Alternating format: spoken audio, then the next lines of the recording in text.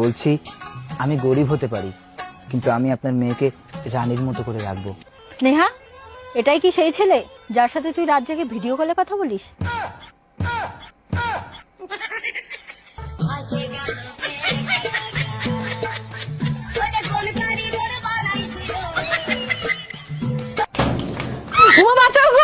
আরে কি হলো? ভিতরে পেতনি।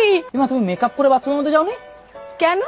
আরে আমি একদিন বাথরুমের দেয়ালে আয়না লাগাইছি, তুমি নিজেরে দেখে ভয় পাইছো।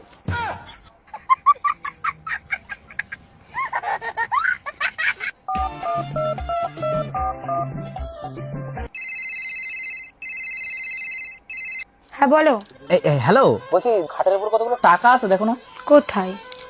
খাটের তলা দেখো। না নেই। ফ্রিজের উপরে দেখো তো। না, ফ্রিজের উপরেও নেই। ওখানেও নেই। গ্যাসের উপরে দেখো না। আচ্ছা দাঁড়াও। কই নেই তো। ও আচ্ছা, তবু তুমি দেখে রেখো, হ্যাঁ, যদি পাওয়া যায় টাকাটা। অনেকগুলো টাকার ব্যাপার তো। এই কত টাকা হারাইছে? কোনো টাকাই হারায়নি। তাহলে তুই এই মানুষটারে হ্যারাসমেন্ট করালি কেন? তা করাবো না? ওরে বাবা, বাড়ি গেলি একটু জল ভরে দাও তো, একটু পা টিপে দাও তো, কতগুলো কাপড় ভিজানো আছে একটু কেচে দাও তো, কলতলায় বাসন গুলো আছে একটু মেজে দাও তো। ওর বাবা চাকর কে।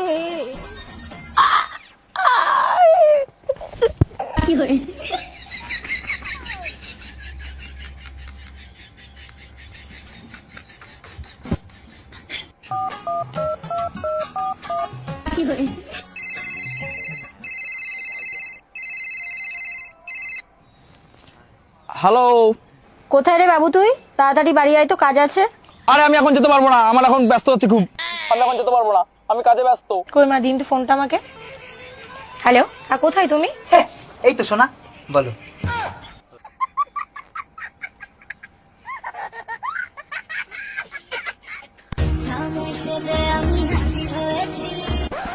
দাঁড়াও, আমার ডিভোর্স লাগবে। আরে এইমাত্র তো বিয়ে করলাম, এখনো ডিভোর্স? অত শত জানি না, আমার ডিভোর্স লাগবে। কেন? তুমিই তো বলছো একমাত্র মৃত্যুই আমাদের আলাদা করতে পারবে। কার মৃত্যু সেটা বলিনি, আমার দাদু মারা গেছে, এবার আমার ডিভোর্স লাগবে।